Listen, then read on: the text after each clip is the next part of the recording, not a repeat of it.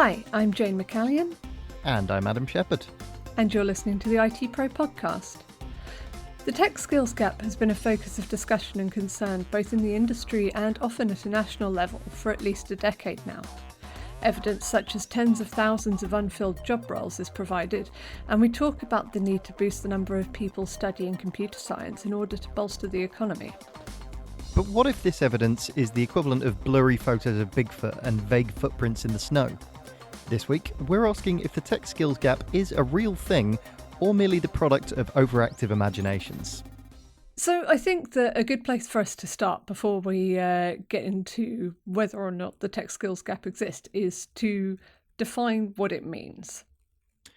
So the tech skills gap, generally speaking, is referred to as a lack of skilled candidates to fill the open tech roles within the broader business community. So that includes things like systems engineers, software developers, network specialists, etc., etc.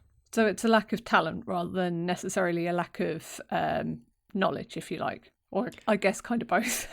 I get, yeah, the two kind of go hand in hand. It's generally seen as a lack of people with the relevant skills to fill the job roles that are needed in today's business world. So some of the most common areas that this crops up in is in things like cloud computing, containers and Kubernetes. Security is another big one. Data science. That is constantly, data science, absolutely.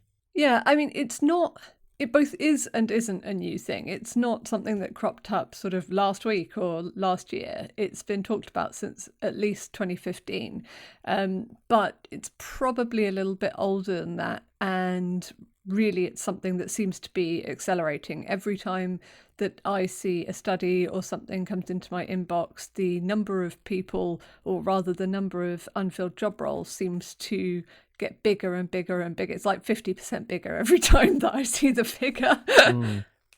Yeah, so there's been a number of surveys and studies done on this. Last year, a global survey by Harvey Nash and KPMG found that an all-time high of 67% of companies are looking at a shortage of tech skills within their businesses. So I'm such a nerd when it comes to statistics. But that number, so a 67% high of companies facing a tech skills gap, that could be like hundreds of roles unfilled in a single company, or it could be one in thousands of companies. Technically, yes. But I think with this, nobody's going to report, because this is based on a survey, so nobody's going to report that they're facing a tech skills gap if they've got like 2 vacancies. I suppose it depends on how long those vacancies have been open. I suppose, and the seniority of those roles that are still unfilled. Yeah. But it is certainly a problem that is continually identified by the sector. For example, Engineering UK has reported that open vacancies in the engineering sector grew by 14% over the last year, with an estimated shortfall of between 37,000 and 59,000 for core engineering roles requiring level 3+ skills. That's a huge number, really. So what's driving this? So what's driving this is predominantly, according to Engineering UK, a strong competition for skilled candidates combined with a shortage of applicants with the appropriate qualifications. There's also a lack of young people coming through the education pipeline with those relevant skills. That really surprises me. And I don't know whether it's just because I, sit in this bubble of tech, but there's such an emphasis on the importance of tech skills and how this is a great job pathway. And we spoke previously to Jess Craig of Twilio, who's moved from one career pathway and into programming. It really surprises I think you can probably tell by the way that I keep repeating, it really surprises me that this really surprises me. Well, I think part of the problem is that there is still a very strong perception that tech and IT is something that you need to be very analytical and very kind of mathematically inclined to pursue, and that you need to have a really strong grasp of science and math, and that coding is something that takes years and years to learn to a kind of a good standard, which is, as we've previously discussed, absolutely not the case. There are tons of free tools that enable you to pick up kind of basic entry-level coding skills really quite quickly. But there is still this perception that it's really kind of quite high-minded and quite difficult to break into. I mean, that's all very well for us to talk about as adults, but, for children and teenagers who are, unfortunately the age of sort of 16, 17, maybe even kind of 18, trying to decide what they want to do for the whole of the rest of their life, the idea of kind of transferring from one area to another, it's not really applicable. And do you not, in order to get onto computing degree programs, for example, need to have decent maths and science background, and probably English as well? Is the problem not that actually for people entering the workforce, or building up their skills to enter the workforce, you do need all that? And and then the other point of that is possibly that the parents of children and young people who are kind of looking to where they're going to go with their life, are of an age where actually you really did need those skills. They were a prerequisite to do anything to do with coding, because there was less sort of natural language coding back then. Yeah, I think that is a big part of it. There is still a big kind of perception problem. And, let's not forget, coding has been on the national curriculum for a number of years now. But there's still, I think, quite an entrenched view within society at large that coding is for kind of mathsy people, and that it's a very kind of specific skill set that you need to be a programmer or an IT person, which is just not the case anymore.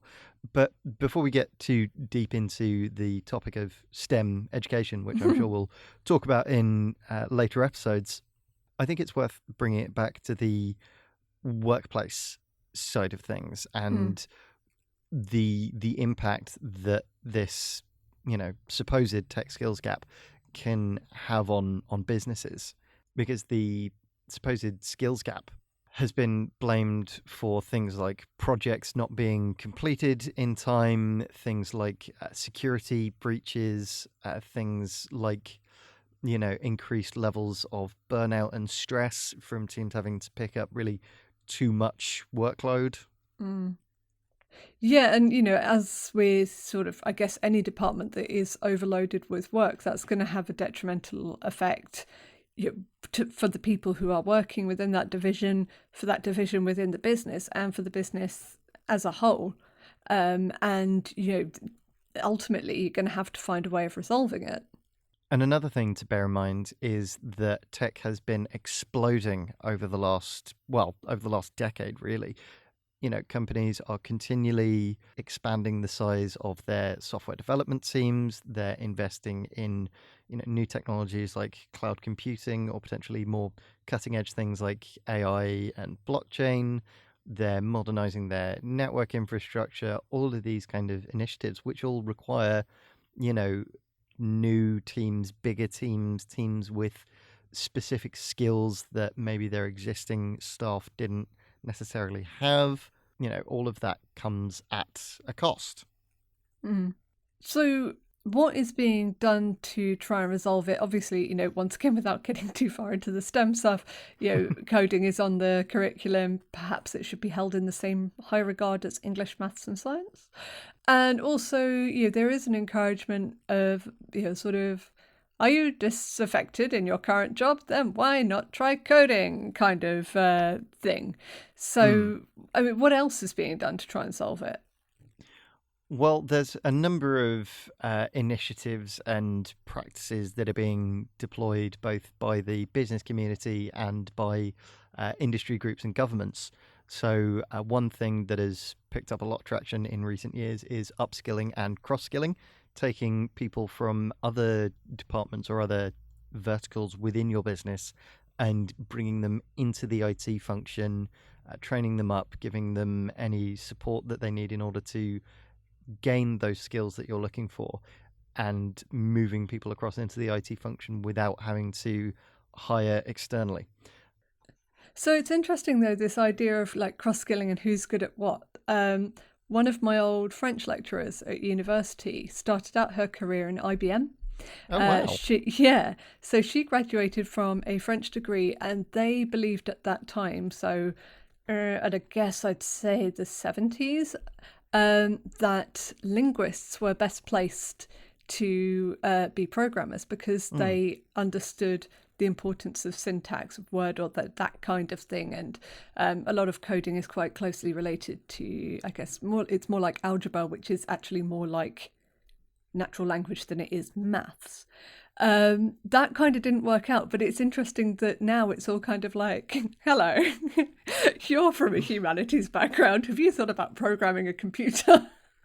We thought about this once before, and well, we'd like to try it again. Well, you say that. People with a humanities background are in fact quite well suited to working on software development in particular, because they are, generally speaking, well placed to look at creative problem solving and thinking about things in ways that people with more analytical brains and thought patterns don't necessarily. So ideally, what you want within a software development team is, some people who are very mathematic and analytical, but also backed up by people with experience in things like English or art or philosophy to tackle things like creative problem solving, and lest we forget things like AI ethics, which people with philosophy and humanities backgrounds are much better placed to think about than someone with, say, a maths degree.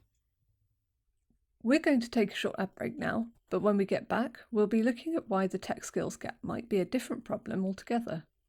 See you after the break.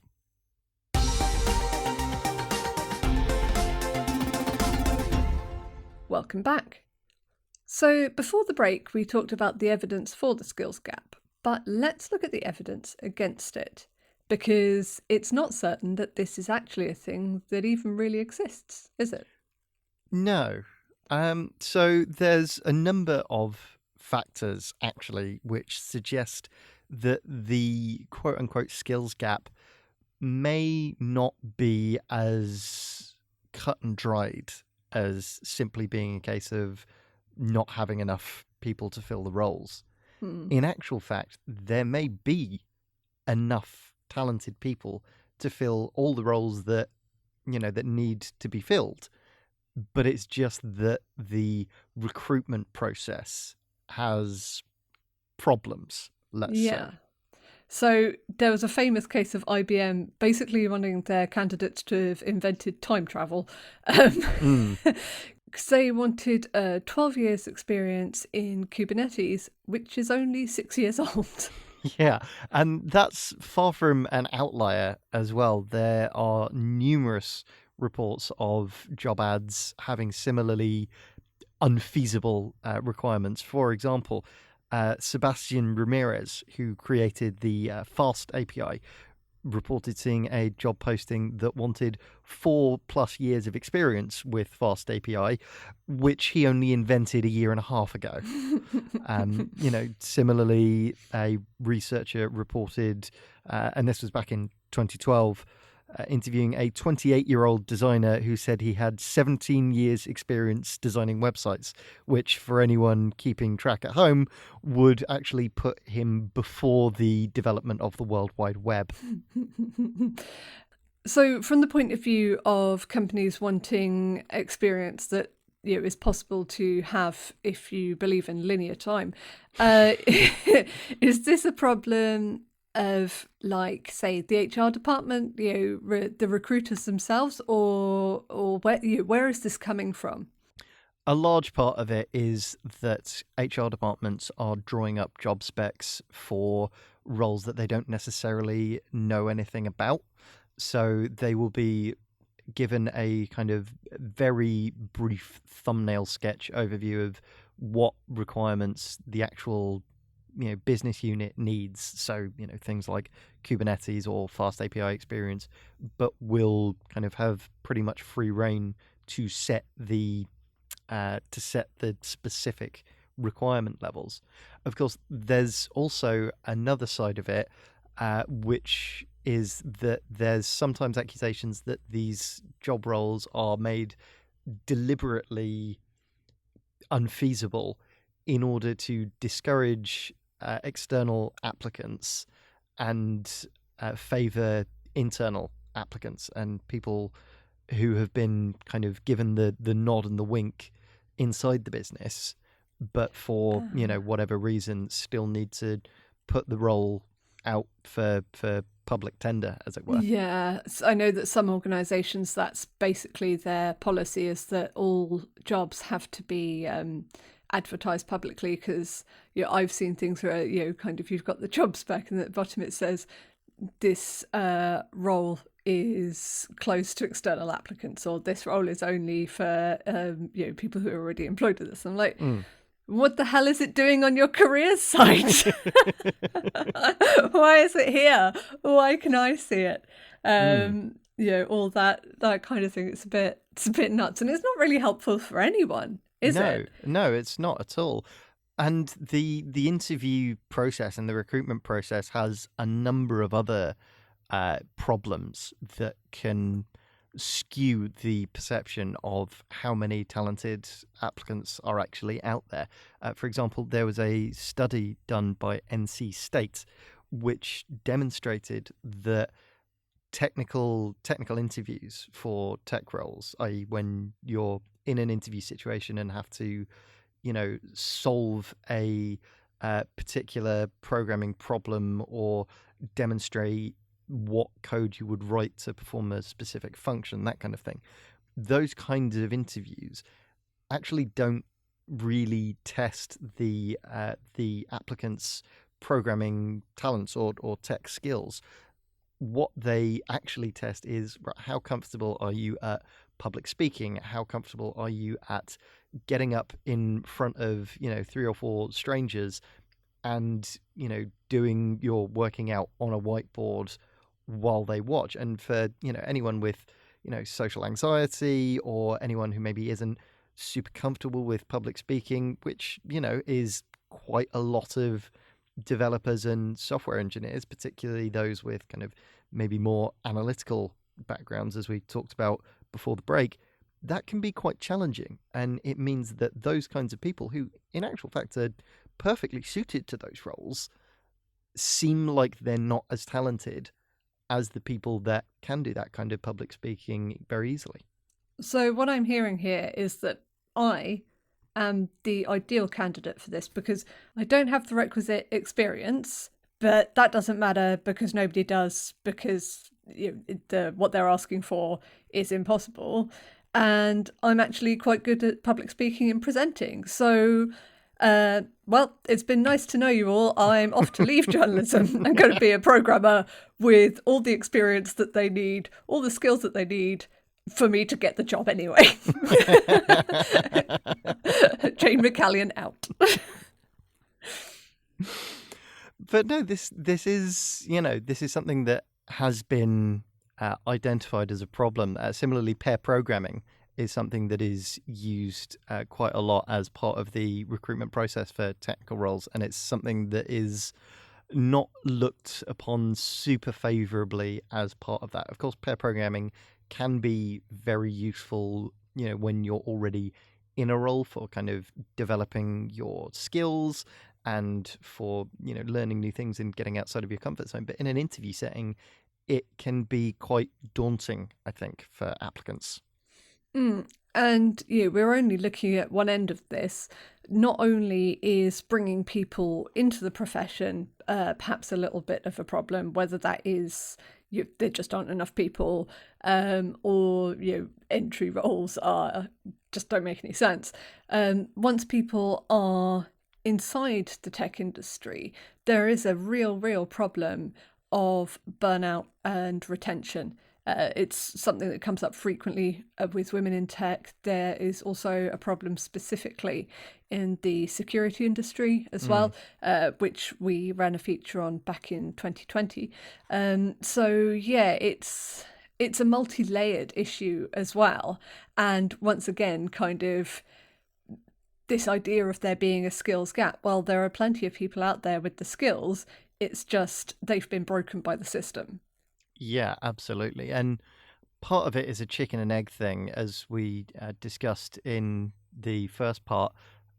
When companies have a lot of open technical roles, it means the existing IT staff end up having to pick up a lot more slack and have to take on a lot more responsibility in order to cover those gaps, which leads to, as you mentioned, more burnout, and it leads to, less people overall in a kind of vicious cycle. But yeah, the problem of people dropping out of the industry is still a really quite bad one. And in fact, those same kind of problems of long work hours and, mental health problems within the industry can put some people off even getting into it to begin with.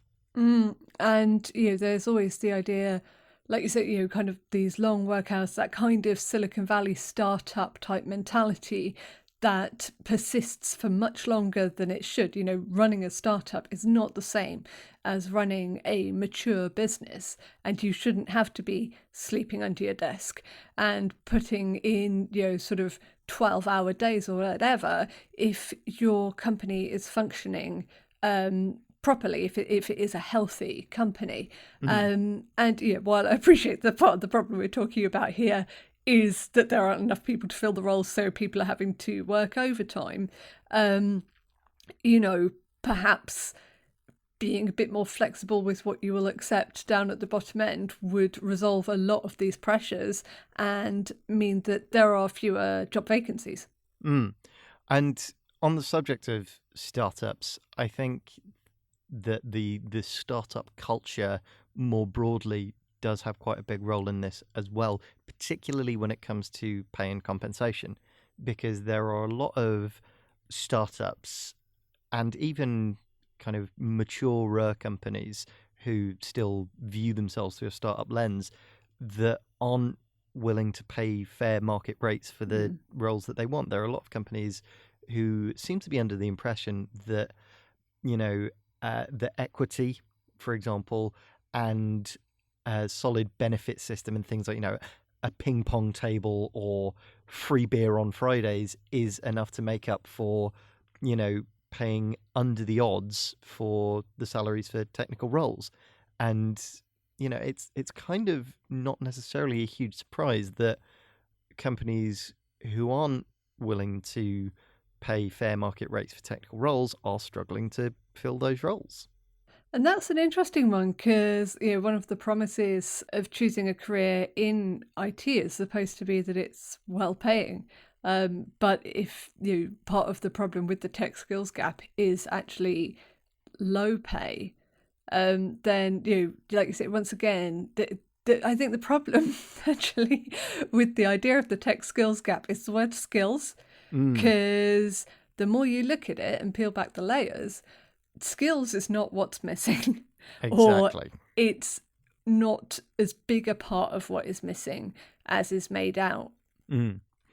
Because when you look at the numbers for just developers overall, it paints a slightly different picture. For example, GitHub, which is the go-to platform for programmers and developers, and while that doesn't necessarily indicate any trends within other tech areas like networking or security, looking at GitHub, GitHub added 10 million new developers in 2019 and saw an increase of 44% in the number of devs creating their first GitHub repositories compared to the previous year. What that means is that there are large numbers of new developers, entering the industry and starting development. And, let's not forget GitHub already has a very, very sizable user base and a very sizable community. And there are developers out there. It's not a skills problem. It's not a skills gap. It's a people gap, fundamentally. So what's the answer then? What happens now? I think part of the solution is for companies and the business community at large to take a step back and really look at its processes for technical hiring and technical recruitment. Think about realistic expectations for experience. Think about realistically what certifications and qualifications you need your technical staff and technical applicants to possess before they get to the interview stage. Can you maybe train them up on some of those skills without them having to have the certification first? Look at how you conduct interviews. Is it conducive to getting the kind of applicants that you need? In short, HR departments and recruiters need to really rethink how they approach technical recruitment. Yeah, and let's also not forget, fair pay for fair work as well. We don't want the tech industry turning into the creative arts. It's like, yeah, you do it for exposure. Yeah. Oh yeah, let me just go and pay my rent with some exposure. You get arrested for that kind of thing. Well, on that note, that is all we've got time for this week. If you have any thoughts on what we've discussed, you can get in touch with us on Twitter at ITPro, as well as on Facebook and LinkedIn, or you can drop us an email at podcast@itpro.co.uk. You can find more about everything we've spoken about in the show notes, and even more on our website, www.itpro.co.uk. If you haven't already, please do subscribe to the ITPro Podcast on Apple Podcasts, Spotify, or wherever you find your podcasts. And if you like what you hear, leave us a rating and a review. We'll be back next week with more insight from the world of IT. But until then, goodbye. Bye.